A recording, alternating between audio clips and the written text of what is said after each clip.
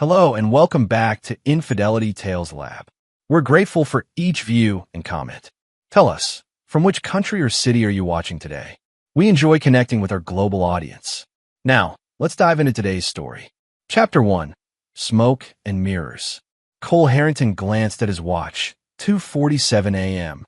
The blue glow of his computer monitor illuminated his unshaven face as he reviewed the complex algorithm one final time. A gentle vibration from his phone broke his concentration.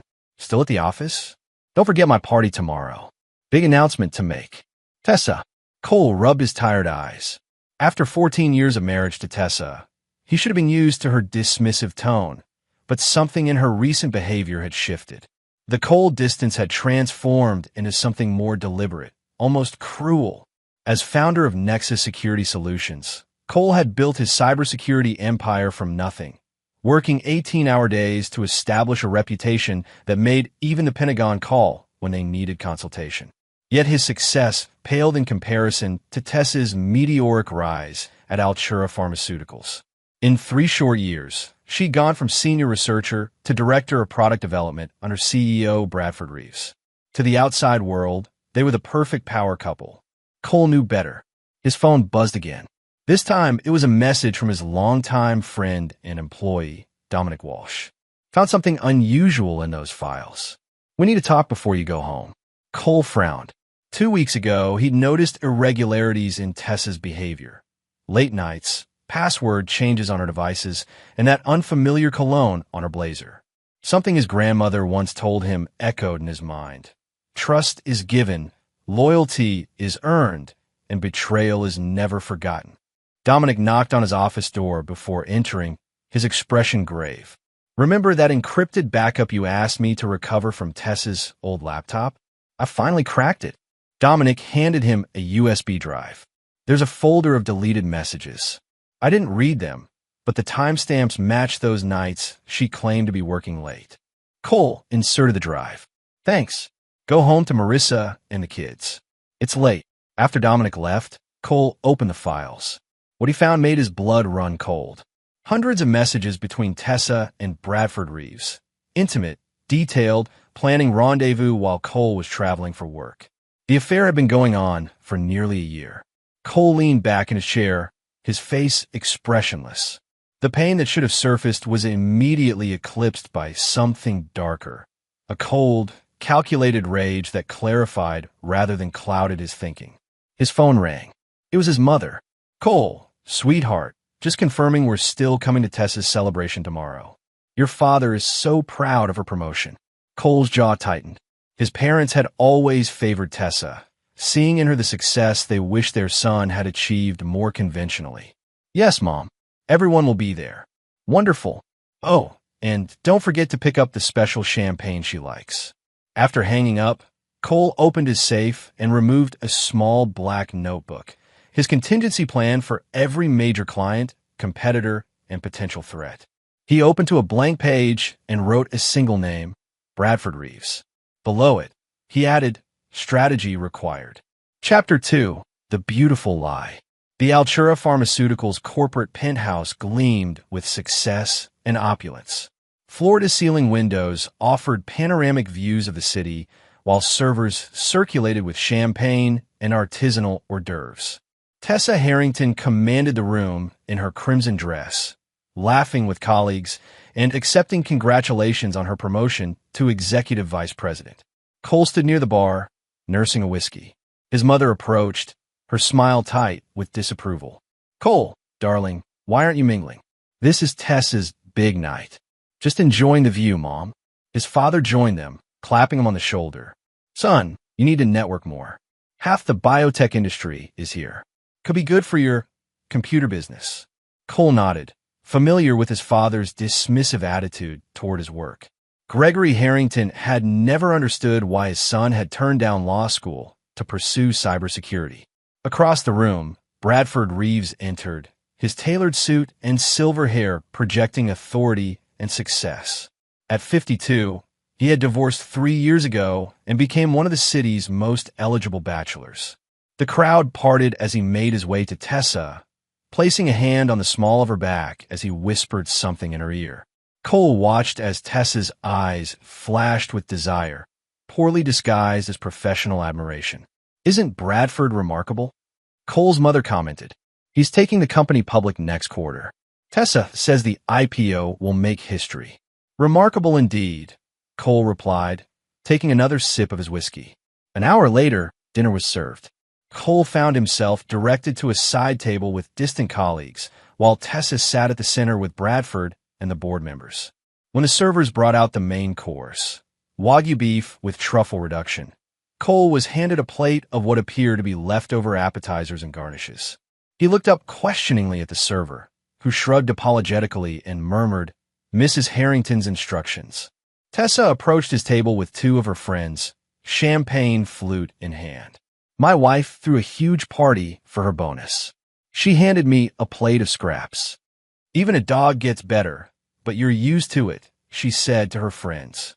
My parents nodded along. I ate in silence. Cole felt every eye in the room on him. His parents, seated nearby, offered no support. His mother even gave a small laugh as if Tessa had made a harmless joke. Cole maintained his composure, methodically eating the scraps while cataloging every face that witnessed his humiliation.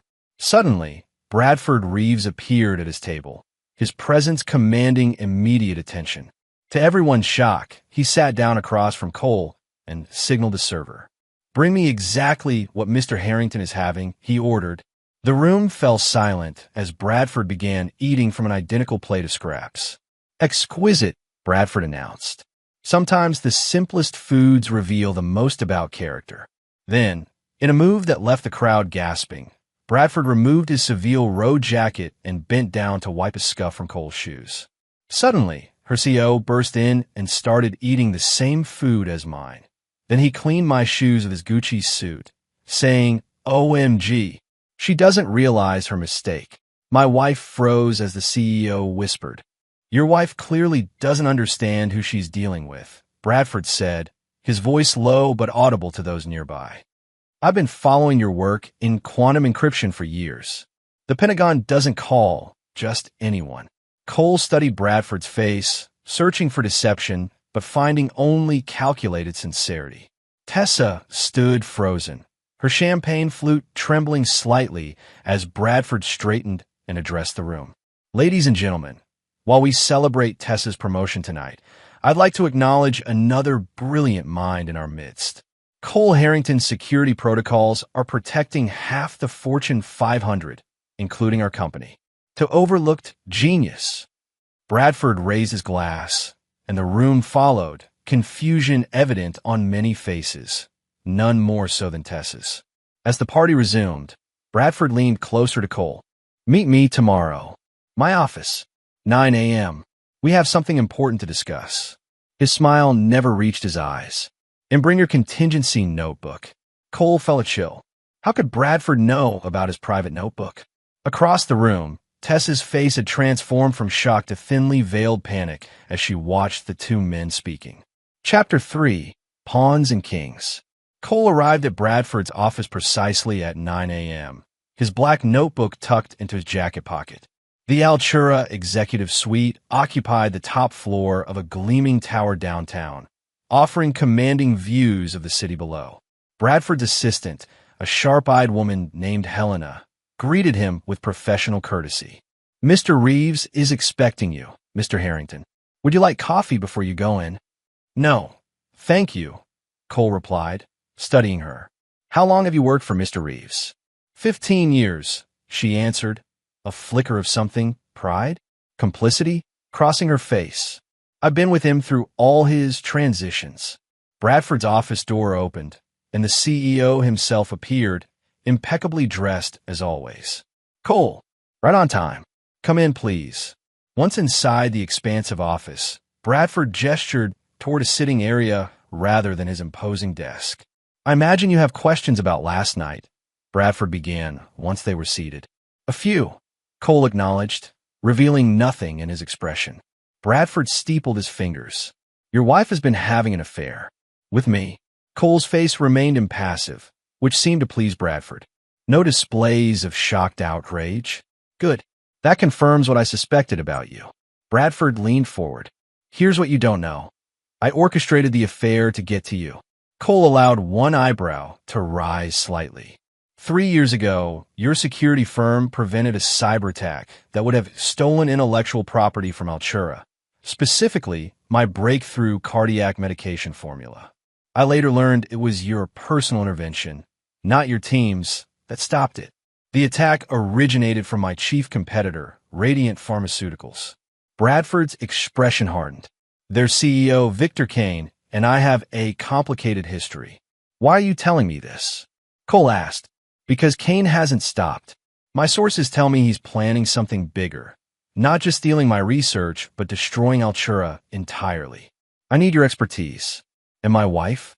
Where does she figure in this plan of yours? Bradford waved dismissively. Tessa was the easiest way to observe you up close. Brilliant in her field, certainly, but remarkably susceptible to flattery and ambition. The affair was simply expedient, a means to understand what motivates you.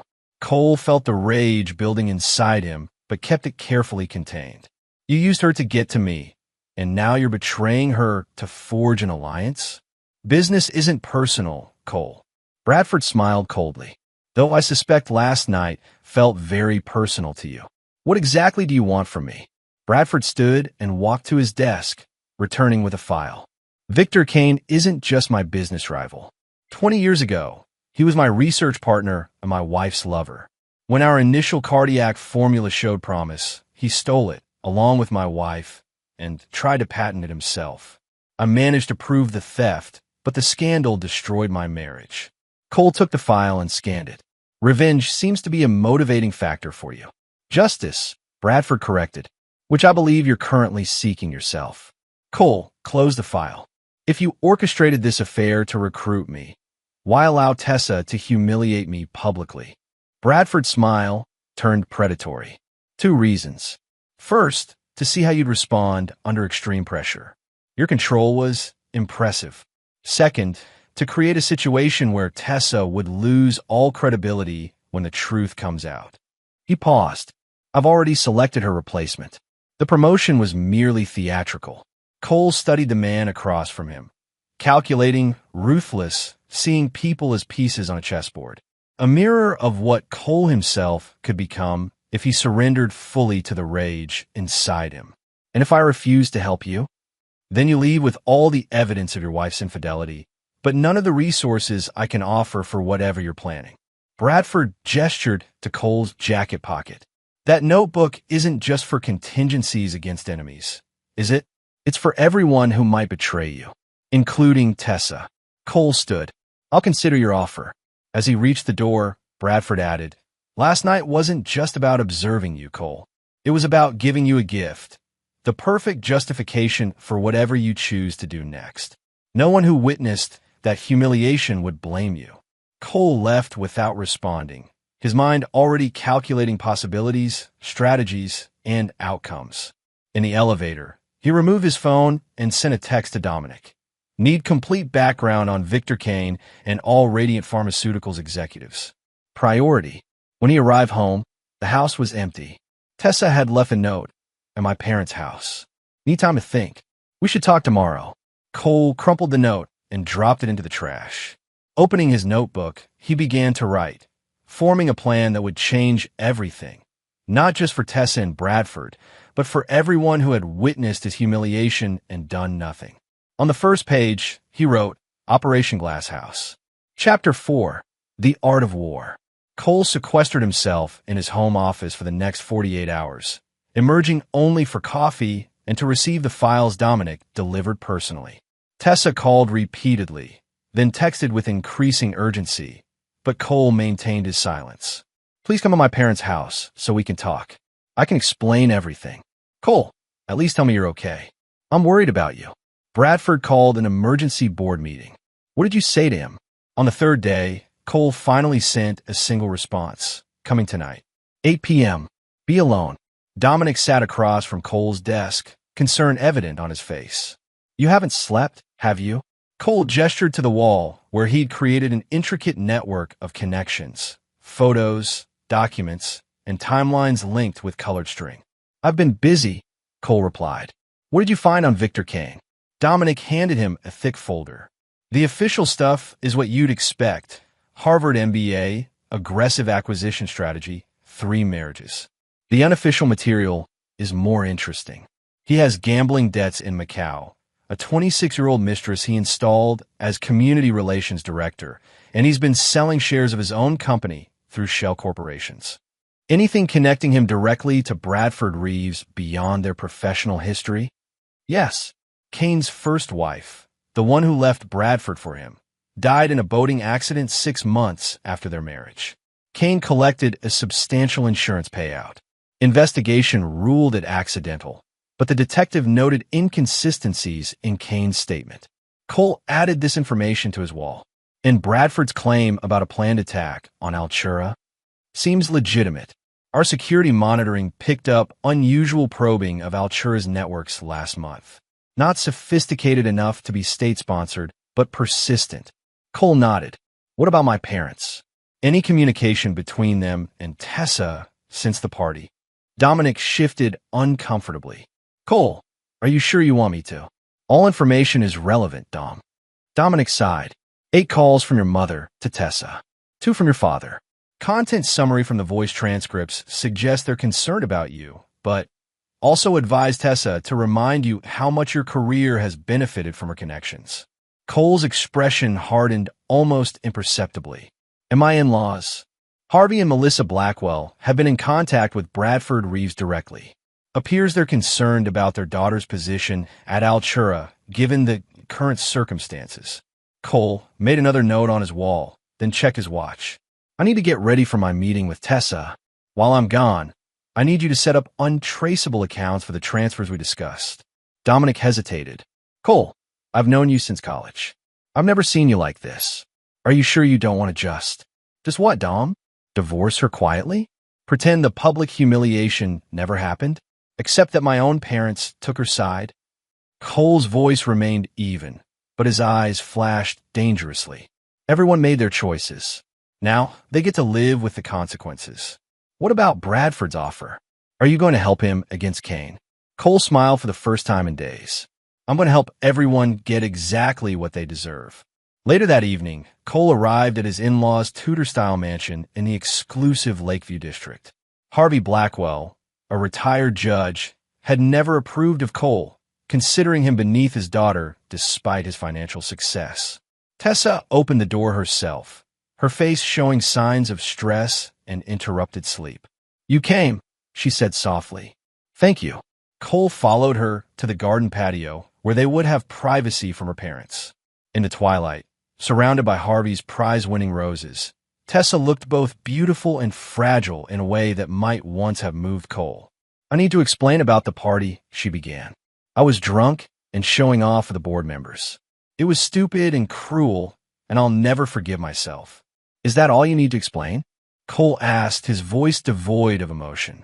Tessa's eyes widened slightly. What did Bradford tell you? Everything. The affair. How it started. Why it started. Cole maintained steady eye contact. His particular interest in me and my company. Tessa sank into a patio chair. It wasn't supposed to happen. He was so attentive, so interested in my research when no one else seemed to care. One late night led to another, and then you decided to humiliate your husband at your celebration, in front of his parents and the entire industry. Cole's voice remained calm. Do you know what's interesting, Tessa? Not once in this explanation have you actually said you're sorry. Tears spilled down her cheeks. Of course I'm sorry. I love you, Cole. The affair was a terrible mistake. Bradford means nothing to me. It was just flattery and excitement. What did Bradford tell you after the party? Tessa looked away. He said I'd misjudged the situation badly, that he'd only pursued me to get closer to you and your security expertise, that my promotion would be reconsidered. Her voice broke. He's destroying my career, Cole. Everything I've worked for. Cole nodded slowly. And that's what matters most to you, isn't it? Your career, your reputation. That's not fair, Tessa protested. I care about us, about our marriage. Tell me something, Tessa. That night at the party, when you handed me that plate of scraps and made your little joke about dogs, did you feel powerful? Did it feel good to show everyone that the great Tessa Blackwell Harrington had outgrown her husband? Tessa's silence was answer enough. I came here tonight to tell you two things, Cole continued. First, I'll be moving your personal items to storage this week. The house keys have been changed. You're locking me out of her home? Tessa gasped. You can't do that legally.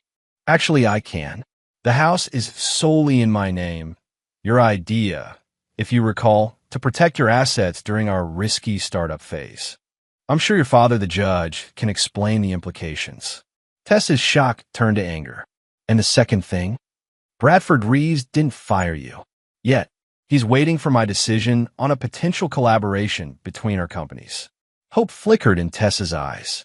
So, you can help me keep my position? Cole studied her for a long moment. 14 years of marriage. And that's your question? Not whether I'll forgive you or if we can save our relationship, but whether I'll help you keep your job. He stood to leave. I haven't decided what I'm going to do, Tessa. But I promise you this. When I'm finished, everyone will receive exactly what they've earned. As Cole walked back through the house, Harvey Blackwell stepped from his study. Running away instead of working things out, the older man challenged. Typical. Cole stopped. Judge Blackwell, given your distinguished career on the bench, I've always respected your commitment to justice. So let me ask you, what would be a just outcome here? The older man frowned. Marriage has difficulties. Tessa made a mistake, but destroying her career out of revenge is beneath you. Interesting that you immediately assume I'd target her career rather than, say, her dignity. The way she targeted mine. Cole moved closer. Tell me, if I had publicly humiliated Tessa, slept with her colleague, would you be advising her to reconcile? Or would you be helping her take me for everything I'm worth? Harvey's silence confirmed Cole's suspicion. That's what I thought, Cole said. You know, your daughter takes after you in many ways. You both believe rules apply to everyone except yourselves. As Cole reached his car, his phone buzzed with a message from Bradford. Decision time, Cole. My office tomorrow, 10 a.m. Choose wisely. Chapter 5. Smoke and Mirrors. Bradford Reeves' office seemed different in the morning light. Less imposing, more sterile. Cole arrived precisely at 10 a.m., dressed in a bespoke suit that projected confidence and control. You look better than the last time I saw you, Bradford observed, gesturing for Cole to sit. Have you made your decision? Before I answer, I'd like to understand the complete picture, Cole replied. You mentioned Victor Kane is planning to attack Altura. What's his objective? Bradford walked to the windows overlooking the city. Altura's cardiac medication, CardioFix, has completed final trials with unprecedented success rates. FDA approval is expected within months. Once approved, it will revolutionize treatment for heart failure and generate billions in revenue. And Kane wants to steal the formula. No, he wants to destroy it, and Altura along with it. His own competing drug failed its Phase 3 trial spectacularly last year. If CardioFix succeeds, Radiant Pharmaceuticals becomes irrelevant. Cole nodded. So this is about survival for him. Desperation makes people dangerous. Precisely why I need your expertise. Bradford returned to his seat. My security team is excellent at conventional threats, but Kane operates differently. He finds leverage, personal weaknesses, hidden shames, private vices, and exploits them, like you did with my wife. Cole asked mildly. Bradford had the grace to look briefly uncomfortable. An unfortunate but necessary strategy. The difference is that I'm offering you honesty now, while Kane deals exclusively in deception. Cole leaned forward. Here's what I don't understand. With your resources, you could hire any security firm in the world. Why orchestrate this elaborate scheme to get to me specifically? Because you understand personal vendettas, Bradford said simply. You know how they motivate people, how they blind them. Other security experts see only data points and system vulnerabilities. You see the human element. Cole considered this. And if I agree to help you, what happens to Tessa? That depends on you. I have no further use for her, professionally or otherwise. Her future at Altura, or lack thereof, is a bargaining chip I'm prepared to offer. And what do you get if I help you neutralize Kane? Bradford smiled. Beyond the obvious protection of my company? The satisfaction of finally closing a painful chapter from my past.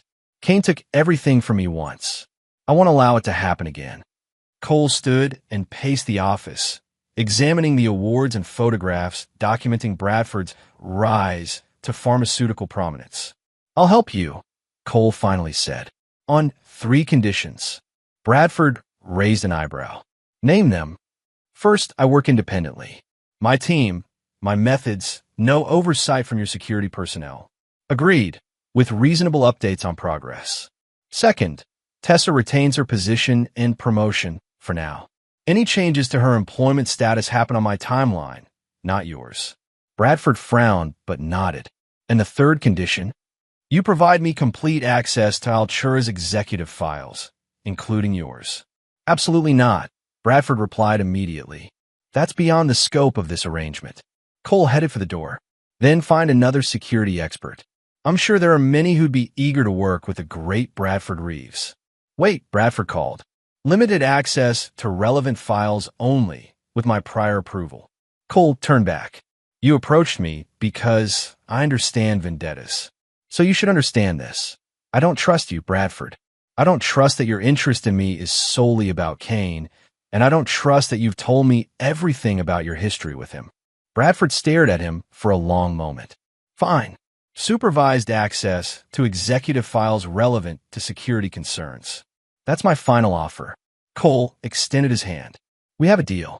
I'll need office space here and credentials that give me appropriate access. Helena will arrange everything. Bradford shook Cole's hand firmly. Welcome to Altura, Mr. Harrington. As Cole left Bradford's office, Helena handed him a security badge and a folder of orientation materials. Mr. Reeves has assigned you Office 2110. It's being prepared now. Her efficient tone softened slightly. For what it's worth, Mr. Harrington, I've never seen him compromise on file access before. You've made quite an impression. Cole studied her carefully. Helena, you worked with Bradford for 15 years. In your opinion, what drives him more, success or retribution? She maintained her professional demeanor, but something flickered in her eyes. Mr. Reeves is a complicated man. I believe he sees them as one and the same. Within hours, Cole had established a secondary workspace at Altura. Dominic joined him, bringing equipment and specialized software that raised eyebrows among Altura's IT staff. Are we really hunting for corporate spies? Or is this part of something else? Dominic asked quietly as they set up their systems. Both, Cole replied. Bradford is telling the truth about Kane targeting Altura, but he's lying about why he brought me in. How can you be sure? Cole pulled up a document on his secure tablet. Because I've been monitoring Bradford's private communications since the party. Look at this message to his lawyer from yesterday. Dominic read the screen and whistled softly. He's preparing to sell Altura right before the FDA approval. And right before their IPO, Cole confirmed. Something doesn't add up. Helping Bradford against Kane isn't the end game. It's just the opening move. What about Tessa? Have you spoken to her since last night? Cole's expression darkened. She's been calling and texting. I haven't responded. Dominic hesitated. Cole, I've been your friend for 20 years. I've never seen you like this. Are you sure you don't want to just walk away from all of this? Tessa, Bradford, all of it. Did you know my parents told me last night? Cole said instead of answering directly. Not to ask how I was doing after discovering my wife's affair. No. They called to remind me how much my small security company has benefited from Tessa's connections and to suggest I consider the practical aspects of reconciliation. They've always been tough on you, Dominic acknowledged. It's not about being tough. It's about basic loyalty. Cole's voice remained calm, but his eyes had turned cold. Every person involved in this situation has shown their true character. Now, they'll experience the consequences of their choices. Cole's phone buzzed with a text from Bradford. Board meeting tomorrow, 3 p.m. Your presence requested to discuss security initiatives. Formal announcement of partnership. Tomorrow we make our first move, Cole told Dominic. Start the data collection protocols we discussed. I want everything. Board communications, research files, financial transfers, and personal communications where legally accessible. What should I tell the team about what we're looking for? Cole looked through the glass walls of his new office at the bustling Altura headquarters. Somewhere in this building, Tessa was working, probably wondering what her husband was planning. Tell them we're conducting a comprehensive security audit to protect Altura from corporate espionage. Cole's expression revealed nothing of his true intentions, which is entirely accurate, just not complete. Chapter 6. The Silent Storm. The Altura boardroom fell silent as Cole finished his presentation. For the past hour, he had methodically outlined the security vulnerabilities he'd discovered in just 3 days of analysis. Weaknesses that could potentially give Victor Kane access to Altura's most valuable research. As you can see, Cole concluded, gesturing to the complex network diagram displayed on the screen, your current security protocols are fundamentally sound, but contain critical blind spots. These gaps aren't accidental. They've been engineered over time to create specific access points. Bradford Reeves leaned forward. Are you suggesting we have a mole within Altura? The evidence points to deliberate security compromises dating back approximately 18 months, Cole replied. Whether this represents a single insider or multiple compromised employees remains to be determined. The board members exchanged troubled glances. Philip Morrison, the septuagenarian chief financial officer, removed his glasses nervously. What do you recommend, Mr. Harrington? A compartmentalized approach, Cole said, advancing to his next slide. First, we isolate and secure the CardioFix research data using my proprietary encryption system. Second, we implement a digital tripwire network to detect unauthorized access attempts. Third, we monitor all internal communications through a specialized filtering algorithm designed to identify suspicious patterns. That third recommendation sounds potentially invasive, objected Sophia Winters, Altura's general counsel. There are privacy considerations for our employees. Cole turned to her. Ms. Winters, if you prefer, I could simply provide a list of employees who've accessed sensitive files outside normal business hours in the past 6 months, including dates, times, and the specific data they examined. Would that be helpful? Sophia blanched slightly. 3 weeks earlier, she had reviewed confidential merger documents at midnight, a legitimate action, but one she'd told no one about. Your approach seems sound, she conceded. Bradford stood, effectively ending the discussion. The board authorizes Mr. Harrington to implement all recommended security measures immediately. We'll reconvene in 1 week to review progress. He turned to Cole. I believe you've already met my executive vice president, Tessa Harrington. All eyes turned to Tessa, who sat rigid in her chair at the far end of the table. She had carefully avoided eye contact with Cole throughout the meeting. Yes, Cole replied neutrally. Mrs. Harrington and I are acquainted. A ripple of uncomfortable awareness moved through the room. Though nothing had been officially announced, rumors of Tessa's marital problems had begun circulating through Altura's executive ranks. Excellent, Bradford continued smoothly. Mrs. Harrington will serve as your administrative liaison to ensure you have all necessary resources. Tessa's head snapped up, surprise evident on her face. Being assigned as Cole's liaison was effectively a demotion, administrative work far below her position as EVP. Mr. Reeves, she began, given my current responsibilities with the CardioFix launch preparation. This is precisely why you're the ideal liaison, Bradford interrupted. Your intimate knowledge of our flagship product makes you uniquely qualified to understand the security requirements. The double meaning of intimate knowledge was lost on no one. Several board members studied their tablets with sudden interest. Of course, Tessa acquiesced, her professional mask firmly in place despite the humiliation. I'm happy to assist however needed. As the meeting adjourned, Cole gathered his materials, ignoring the curious glances from board members eager to observe any interaction between him and Tessa. Bradford approached, lowering his voice. The liaison assignment, was that too much? I thought it might appeal to your sense of symmetry. My focus is securing your company, not managing my personal affairs, Cole replied coldly. In the future, consult me before making assignments that affect my work. Bradford seemed taken aback by the rebuke, but nodded. Point taken. As the boardroom emptied, Tessa remained seated, clearly waiting for a private word. Cole deliberately took his time organizing his presentation materials until they were alone. "Was this your idea?" Tessa asked, her voice tight. "Having Bradford assign me as your glorified assistant?" "No," Cole replied honestly, though I'm not surprised by his tactics. He enjoys the manipulation. "Like you're enjoying this?" Tessa gestured between them. "Watching me squirm? Refusing my calls? Moving my things out of our home?" Cole finally looked directly at her. "I'm not enjoying any of this, Tessa. But unlike you, I'm not pretending this situation is anything other than what it is, the end of our marriage." Tessa's composure cracked. "I made a horrible mistake, Cole. I betrayed you in the worst possible way, and I will regret it for the rest of my life. But 14 years together has to count for something." "It counted for something right up until you decided it didn't," Cole replied. "Right up until you chose to humiliate me publicly and sleep with your boss to advance your career." "That's not fair," Tessa protested. "The affair was a terrible mistake, but it wasn't calculated.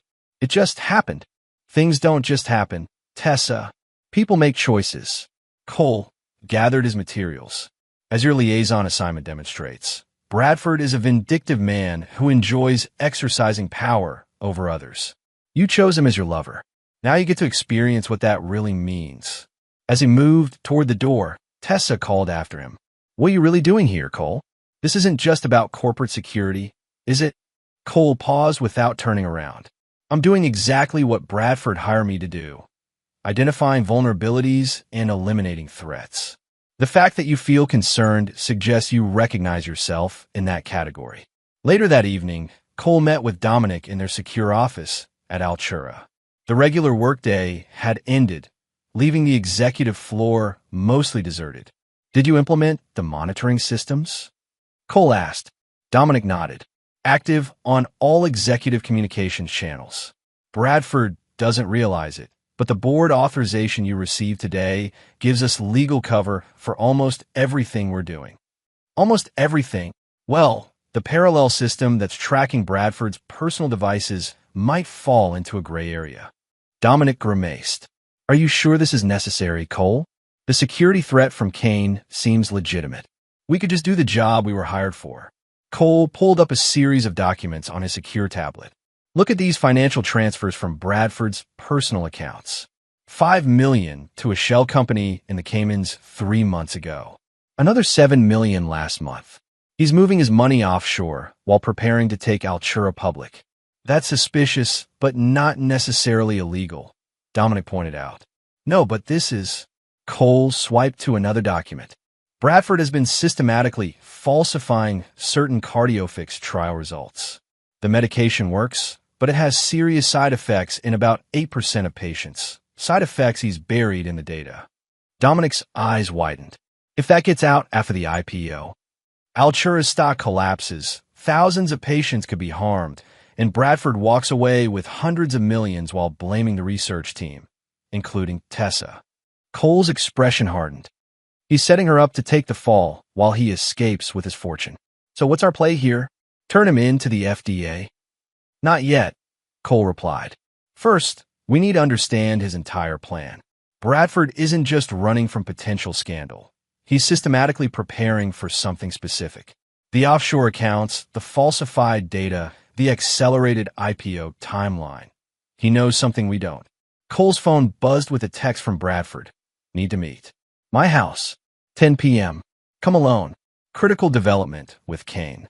What do you think?" Cole showed Dominic the message. "Could be legitimate. Could be a trap." Dominic frowned.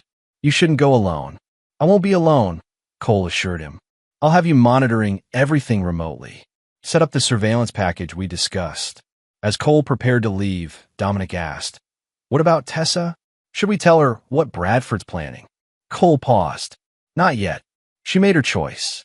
Now she gets to live with the consequences, at least for a while longer." Later that night, Cole arrived at Bradford's palatial estate in the exclusive Hillcrest neighborhood. The house was an ultra-modern structure of glass and steel, perched on a cliff overlooking the city lights below.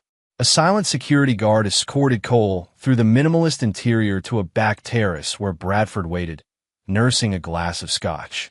"Thank you for coming," Bradford said, not bothering to rise. "Drink. I prefer to keep a clear head," Cole replied, taking the seat opposite Bradford. "You mentioned a critical development with Kane." Bradford studied Cole thoughtfully before responding. "Victor contacted me directly today. After years of silence, he suddenly wants to meet, just the two of us, no lawyers, no security. And you're considering it?" Cole asked skeptically. "I'm considering what it means," Bradford corrected. "Victor doesn't make impulsive moves. If he's reaching out now, it's because he's either desperate or confident, neither of which is good for Altura." Cole leaned forward. What exactly did his message say? Bradford pulled out his phone and read, "Brad, we both know what's coming. Meet me at the place where it all began. Just us like old times. One chance to avoid mutual destruction. 48 hours. The place where it all began. Our old lab at Westridge University," Bradford explained, "where we developed the original cardiac formula before everything fell apart." Cole processed this information. "It's almost certainly a trap." "Of course it is," Bradford agreed. "The question is what kind, and is there a way to turn it to our advantage?" As they discussed possibilities, Cole noticed a shadow pass briefly across one of the large windows overlooking the terrace. Someone else was in the house, moving quietly. "You told me to come alone," Cole noted casually. "I assumed the same applied to you." Bradford smiled thinly. "My head of security is inside.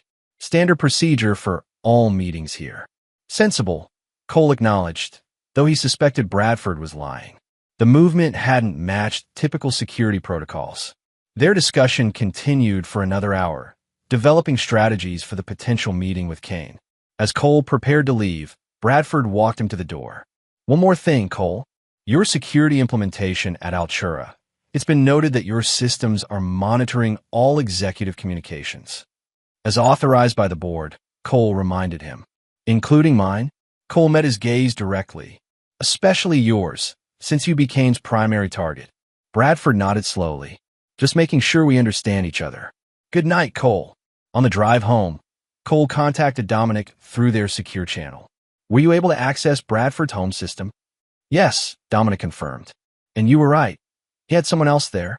Not security. I caught a partial reflection in one of the windows. It was Sophia Winters, Altura's general counsel." "Interesting," Cole mused. "Pull everything we have on her and run a deep background check on that meeting location, Westridge University's old research labs. I want to know exactly what happened there 20 years ago between Bradford, Kane, and Bradford's ex-wife."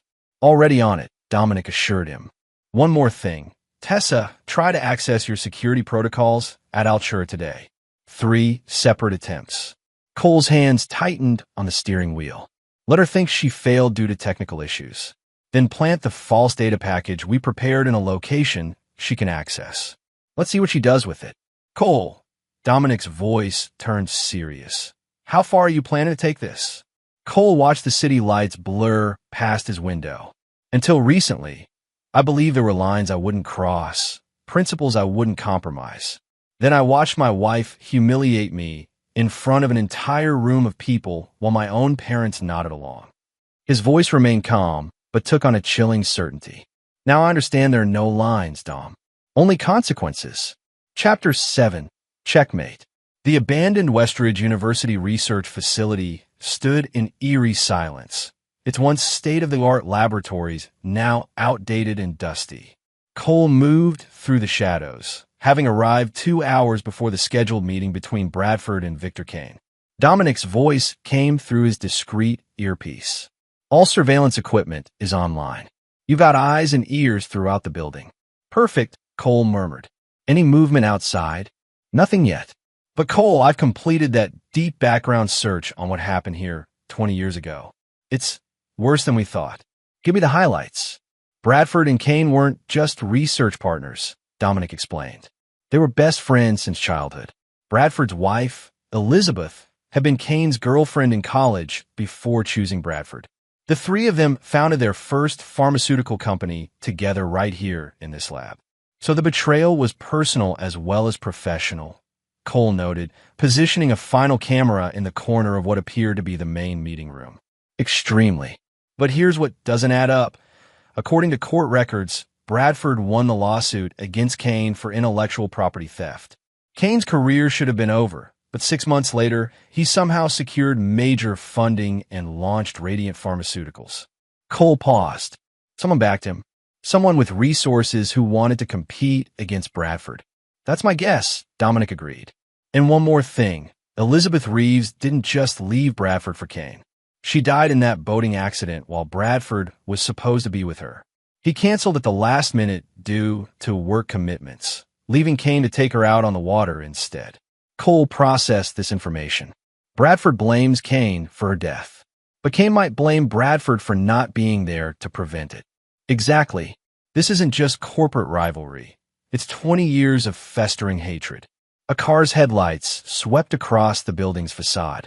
Someone's arriving, Cole reported, moving to his concealed position in an adjacent room. Keep monitoring all channels. Bradford Reeves entered the building alone, his expensive shoes echoing on the tile floor. He moved with purpose, clearly familiar with the layout despite the years that had passed. In the main laboratory, he stopped and stared at an old workbench, running his fingers along its scarred surface.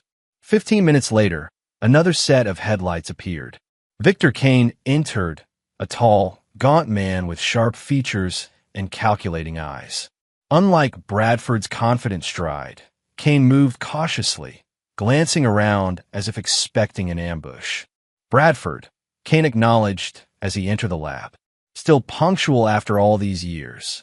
Victor, Bradford replied coldly, still sneaking around like a thief. The two men regarded each other with thinly veiled hostility. You know why I called this meeting, Kane said finally. Enlighten me. CardioFix is going to fail, Bradford. Not because it doesn't work, but because you know it isn't safe for everyone. Those suppressed trial results will eventually come out. Bradford's expression betrayed nothing. Baseless accusations from a desperate competitor. We both know they're not baseless, Kane countered. I have copies of the original trial data before your team edited them. 8% severe adverse reactions is far above acceptable limits. From his hiding place, Cole watched Bradford's micro-expressions shift subtly. Surprise, then calculation. Even if such data existed, it would be inadmissible evidence obtained through corporate espionage, Bradford replied smoothly. Your credibility is non-existent. Victor, no one would believe you over me. Kane smiled thinly. That's why I'm not the one who's going to reveal it. He pulled out his phone.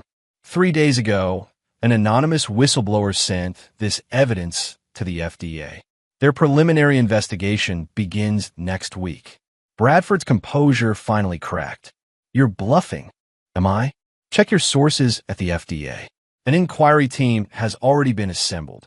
Kane circled the old workbench. But there's still time to manage this situation. That's why I'm here. What do you want? Bradford asked, his voice hardening. A merger. Altura absorbs Radiant. I become COO, and together we announced that during the combination of our research, we discovered the side effect issues and are already working on a solution. Bradford laughed bitterly. You destroy my company, then propose to save it by making yourself my second in command? Your arrogance is breathtaking. Not arrogance, pragmatism, Kane corrected. The alternative is both our companies collapse when the FDA findings become public. This way we both survive. And Elizabeth? Bradford asked quietly. Does she survive in this scenario? Or do you continue to pretend you had nothing to do with her death? Kane's expression darkened. Elizabeth died because you were too obsessed with your work to join her that day. If you had been on that boat instead of me. If I had been on that boat, she'd still be alive. Bradford's control finally shattered. You were drunk, Victor. The investigation covered it up because your father paid off the medical examiner, but I know the truth.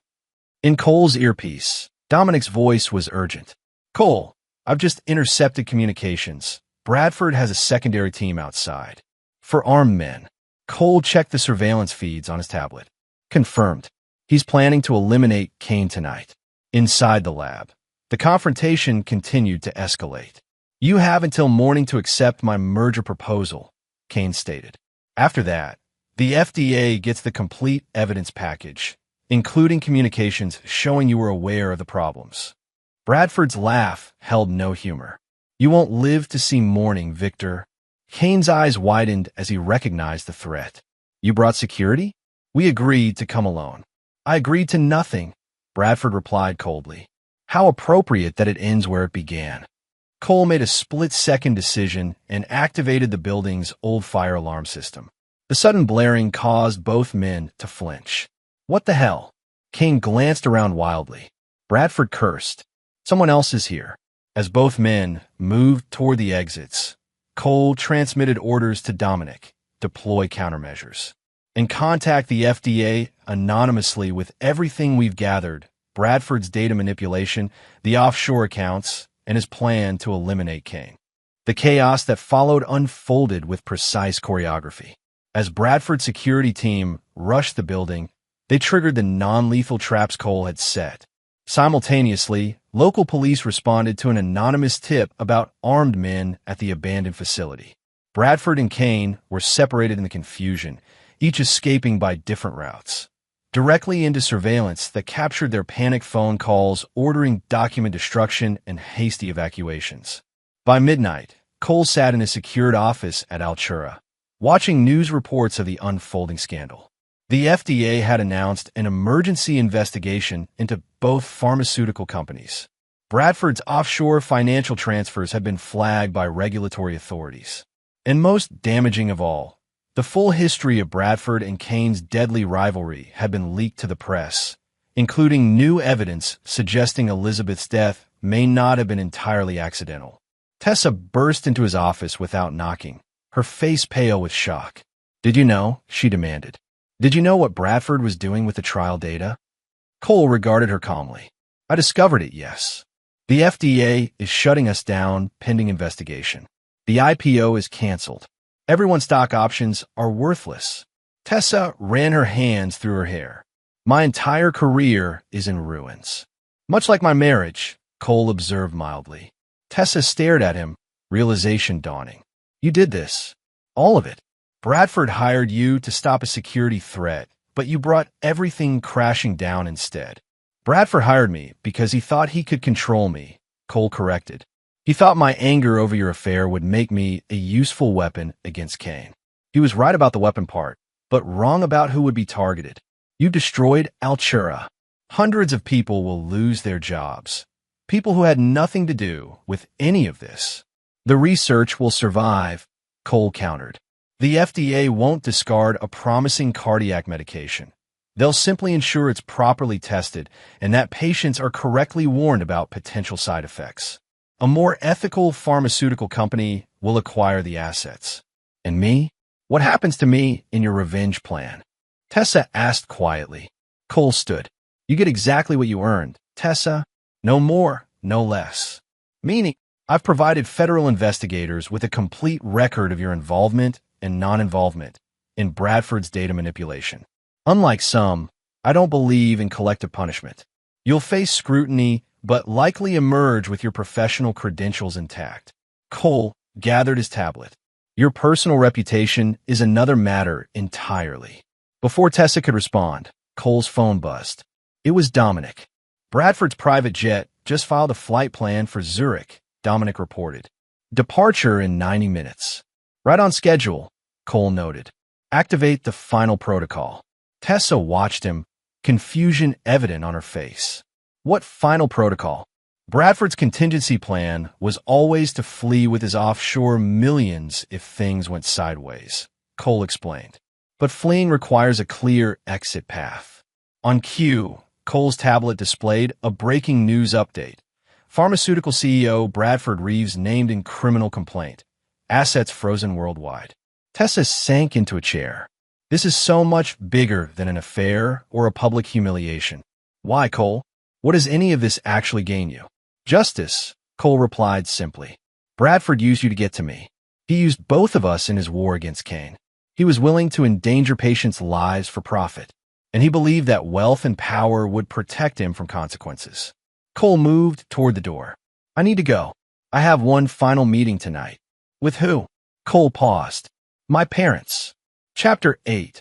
Sins of the Father. The elegant restaurant overlooking the harbor had been Gregory and Diane Harrington's favorite for decades. Cole arrived precisely on time, observing his parents through the window before entering. They sat at their regular table, his father impeccably dressed in a tailored suit despite being retired for 5 years, his mother wearing her signature pearls, both of them radiating the polished confidence of people accustomed to respect and deference. "Cole, darling." His mother greeted him with an air kiss as he approached. "We were surprised to get your invitation, especially given the circumstances." "Son," his father acknowledged with a curt nod. "Quite the scandal you're caught up in. It's all over the news." Cole took his seat, noticing how his father had chosen the word caught rather than created or exposed. "I thought we should talk," Cole said simply. "Face to face, given everything that's happened." A sensible approach, his mother approved, sipping her martini. "Though I must say, your handling of the situation with Tessa seems rather extreme. Marriages hit rough patches, dear. Public scenes and corporate takedowns aren't how responsible adults resolve their problems." Cole studied his mother, seeing the calculation behind her concern. "You've spoken with Tessa recently?" "Of course we have," his father interjected. "She's distraught. Her career is in shambles. And instead of working through your marital issues privately, you've chosen to burn everything to the ground." "Interesting perspective," Cole noted. "When did loyalty to Tessa outweigh loyalty to your son?" Diane Harrington set down her glass with a sharp click. "That's unfair, Cole. We've always supported you." "Have you?" Cole asked mildly. "At the party, when Tessa publicly humiliated me, you laughed along. When she handed me scraps while serving everyone else a gourmet meal, you nodded in approval. She was under tremendous pressure," his mother explained dismissively. "Everyone says things they regret at times." "What she said wasn't the issue. It was that you endorsed it," Cole replied. "But then, you've always held Tessa in higher regard than me, haven't you?" His father's expression hardened. "That's absurd. We've always been proud of your accomplishments." "My accomplishments, perhaps, but never my choices," Cole countered. "You wanted a son who would follow the traditional path, law school, corporate ladder, country club membership. Instead, you got someone who built something innovative from nothing. And look where that's led," his father retorted. "Your company is successful, yes, but this vendetta against Bradford Reeves and Altura Pharmaceuticals will have repercussions. The business community has a long memory, Cole." Cole leaned forward. "You're concerned about repercussions to my reputation, but not about what was done to me? Interesting priorities." His mother reached across the table, her expression softening into practiced concern. "Darling, we only want what's best for you. This destructive behavior isn't healthy. Tessa made a mistake, certainly, but destroying her career and taking down an entire company in revenge won't heal what's broken between you." "Nothing between Tessa and me can be healed," Cole replied firmly. "But this isn't about revenge. It's about consequences." "Same thing, different name," his father muttered. "No," Cole shook his head. "Revenge is emotional. Consequences are logical outcomes of choices made. Tessa chose to have an affair with Bradford. Bradford chose to manipulate clinical trial data and endanger patients. Both of them chose to humiliate me publicly. Now, they're experiencing the consequences of those choices." His father's eyes narrowed. "And what about our choices? Are we experiencing consequences too? Is that what this dinner is about?" Cole met his gaze steadily. "Yes." An uncomfortable silence fell over the table. His mother broke it with a nervous laugh. "Really, Cole, you're being melodramatic. We're your parents. We've supported you your entire life." "Have you?" Cole asked again. "Let's test that theory. When I started Nexus Security, who invested in my company? Not you. You called it a risky diversion from a proper career path.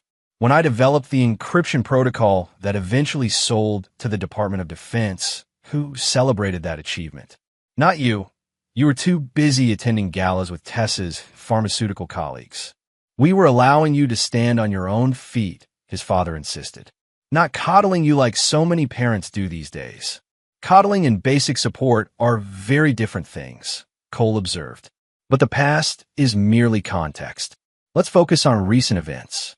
After the party, after Tessa's public humiliation, After discovering her affair with Bradford, did either of you call to check on me? To ask how I was doing? To offer any support whatsoever? His parents exchanged glances. We thought you needed space, his mother offered weakly. No. You called to remind me how much my career had benefited from Tessa's connections and to suggest I consider the practical aspects of reconciliation. Cole's voice remained calm, but took on a steely edge. You prioritized my connection to Altura over my dignity and emotional well-being. You chose Tessa's career over your son's heart. That's a gross mischaracterization, his father protested. Is it? Cole removed a small recorder from his pocket and placed it on the table. Let's review, shall we? He pressed play, and his mother's voice emerged clearly. Cole, darling, I understand you're upset about Tessa's indiscretion, but you need to think practically. Your security contracts with Altura have been the cornerstone of your business growth. A divorce would jeopardize all of that. Sometimes in marriage, we must overlook certain disappointments. Cole stopped the recording. Would you like to hear what you said next, Dad? About how I should man up and handle this discreetly, because Bradford Reeves is not someone you want as an enemy? His father's face had reddened with anger. Recording your parents without consent? That's a new low, even for you. Interesting that your concern is about the recording, not about what you actually said, Cole noted. But don't worry, I didn't record that conversation illegally. My home office, where you called me, has always had security monitoring. There's a disclosure statement in the entryway of my house. You've walked past it hundreds of times. His mother's carefully maintained composure was beginning to crack. What exactly is the point of all this, Cole? To make us feel guilty? To punish us for not reacting exactly as you wanted?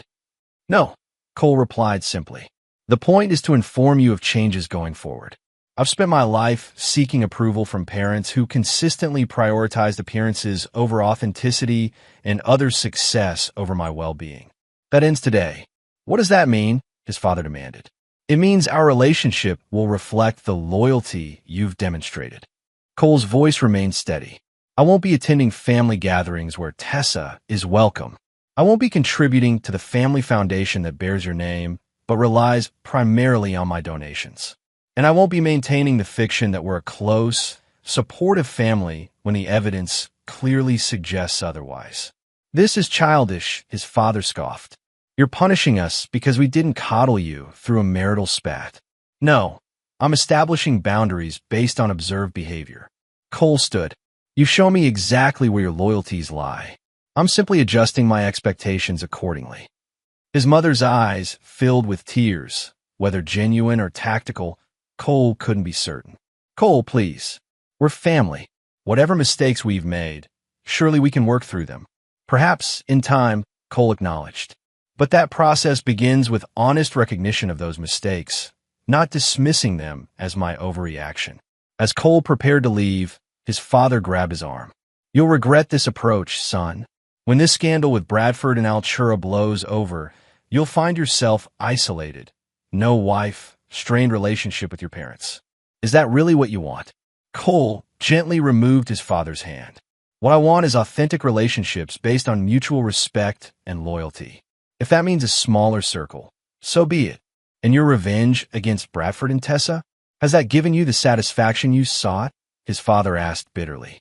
It was never about satisfaction, Cole replied. It was about justice. Bradford's patients deserved safety. His employees deserved honest leadership. And I deserved better than what Tessa and you offered. He stepped back from the table. Goodbye, Dad. Mom, take care of yourselves. As Cole walked through the restaurant, his phone buzzed with a news alert. Breaking.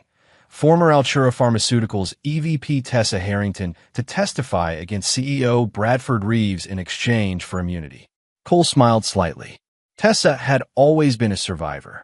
Outside, Dominic waited in the car. How did it go? Exactly as expected, Cole replied, sliding into the passenger seat. What's our status with Nexus Security?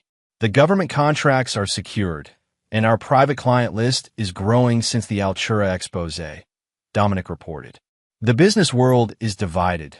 Some think you're a corporate vigilante. Others see you as a necessary correction mechanism. Either way, our security services are in high demand. And Bradford? Under house arrest, pending trial. His assets remain frozen. The evidence you provided to federal investigators was comprehensive. Cole nodded, watching the city lights reflect off the harbor waters as they drove. And the final package for Tessa? Dominic hesitated. Delivered to her attorney this morning. All evidence of her non-involvement in the data falsification, plus documentation of Bradford's plan to frame her if the problems became public. He glanced at Cole. She'll likely avoid criminal charges, though her professional reputation is entirely her responsibility to rebuild, Cole finished. I ensured she wouldn't pay for crimes she didn't commit. The rest is up to her. And your parents? Cole's expression remained neutral. They made their choice. Now they live with it. As they approached Cole's house, recently redecorated and purged of all reminders of his former life, Dominic asked the question that had been lingering between them. Was it worth it, Cole? All of this? Cole considered the question carefully. It wasn't about worth. It was about principle. Some people believe they can act without consequences, that money or power or family ties will shield them from the results of their choices. He gazed at the city below. They're wrong. Chapter 9. Ashes and Rebirth. 1 year later, the new headquarters of Nexus Security Solutions dominated the downtown skyline, its glass and steel structure reflecting the morning sunlight. Inside his top-floor office, Cole Harrington reviewed the quarterly reports with satisfaction. The company had tripled in size since the Altura pharmaceutical scandal, with government contracts and private security consultations generating unprecedented revenue. Dominic entered without knocking, their years of friendship having dissolved such formalities long ago. The Westridge evaluation is complete, he announced. Their security protocols were even worse than we anticipated. Full reports on your server. Cole nodded. And the other matter? Just as you predicted. Dominic handed him a tablet displaying a news article. Bradford's plea deal went through. 8 years, reduced to 5 with cooperation. The CardioFix formula has been acquired by Meridian Pharmaceuticals, with all safety issues properly documented and addressed. Any word on Tessa's involvement with Meridian? Consultant only, not executive staff. Her testimony against Bradford salvaged her professional credentials, but the industry memory is long. She won't hold a leadership position again anytime soon. Cole handed back the tablet. And my parents? Dominic hesitated. They've reached out again. 3 calls this week to your personal line, which continues to go directly to voicemail, Cole noted without emotion. They sent a formal letter too, Dominic added, placing an envelope on the desk. Your father's law firm letterhead. Cole stared at the envelope without touching it. Probably another attempt at reconciliation on their terms. Probably, Dominic agreed. Though it's been a year, people can change. They can, Cole acknowledged. But typically only when the consequences of not changing become too uncomfortable to bear. He finally picked up the envelope. I'll read it later. Their conversation was interrupted by Cole's assistant, Riley. Mr. Harrington, your 10 o'clock is here. Dr. Lauren Mercer from Meridian Pharmaceuticals. Cole straightened his tie. Send her in. Dr. Mercer entered. A striking woman in her late 30s with intelligent eyes and a confident bearing. Unlike Tessa's carefully calculated professionalism, Lauren Mercer's demeanor suggested authentic competence rather than ambition.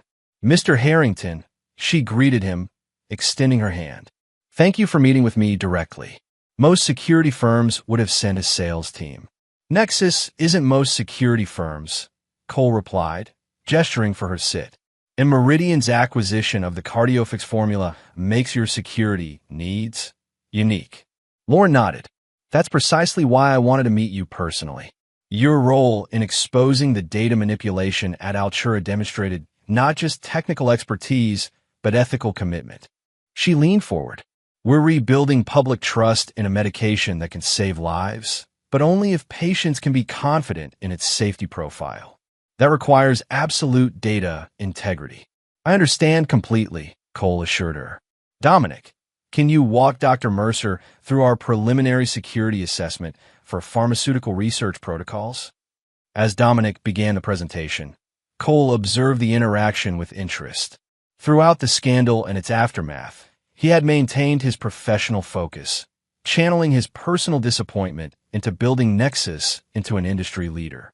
The meeting proceeded efficiently, with Lauren asking incisive questions that revealed both technical knowledge and genuine concern for patient welfare. By its conclusion, Meridian had contracted Nexus for a comprehensive security overhaul. "One last question, Mr. Harrington," Lauren said as she prepared to leave. "Given your history with Altura, I have to ask, are you comfortable working with a company that employs Tessa Harrington, even in a consulting capacity?" "My issues with my ex-wife were personal, not professional," Cole replied evenly. "And my focus has always been on patient safety and data integrity. If Tessa's expertise contributes to those goals at Meridian, I have no objection." Lauren seemed satisfied with his answer.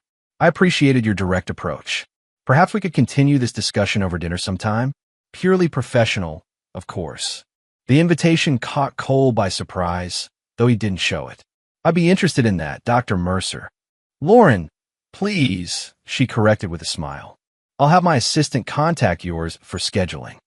After she left, Dominic raised an eyebrow. "Purely professional? Probably not," Cole admitted with the ghost of a smile. "But a year is a long time to focus exclusively on work." Later that evening, Cole sat alone in his home office, Bradford's unopened letter from his parents still on his desk. Finally, he slit the envelope open and read.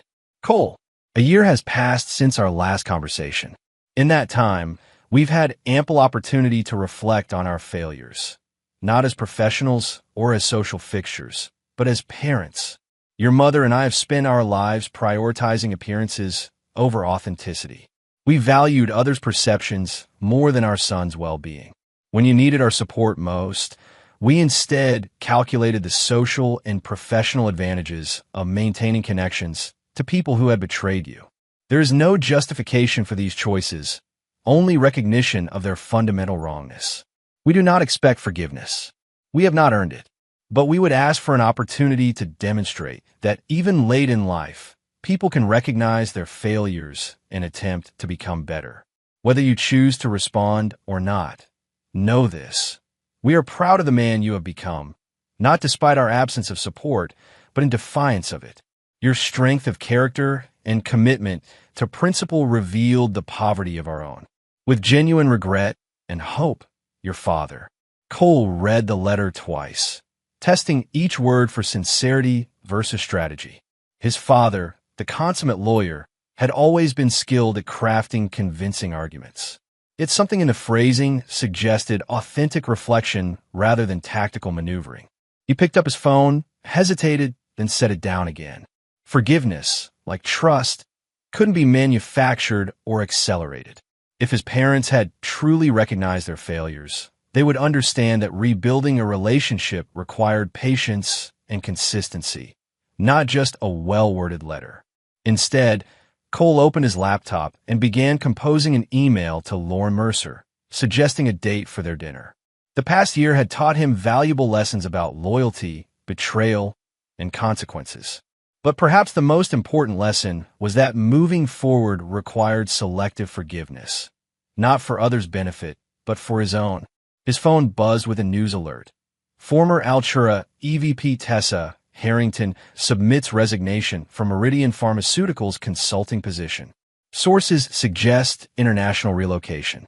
Cole read the headline without surprise. Tessa had always been adept at recognizing when a situation no longer served her interests. Her departure from Meridian, and possibly the country, represented the final severance of their intertwined lives. He closed the news alert and returned to his email to Lauren. The future beckoned, not with the naive optimism of his younger self, but with the hard-won wisdom of someone who understood that true strength came not from avoiding pain, but from transforming it into purpose. Outside his window, the city lights glimmered like stars fallen to earth, countless lives intersecting, separating, colliding in patterns of consequence and choice. Cole had navigated his own pattern with unflinching resolve, emerging not unscathed but unbowed. In the end, the price of humiliation had been paid in full, not just by those who had inflicted it, but by everyone who had enabled or endorsed it. Justice, Cole had discovered, was not merely punitive but restorative, clearing the path for whatever came next. And something was coming next. Of that, at least he was certain. And there you have it. Another story comes to an end. What did you think? I'd love to hear your thoughts in the comments below. If you enjoy this story, consider joining our community by subscribing. It means the world to us. For more stories like this one, check out the recommended videos on screen. And I'll see you there.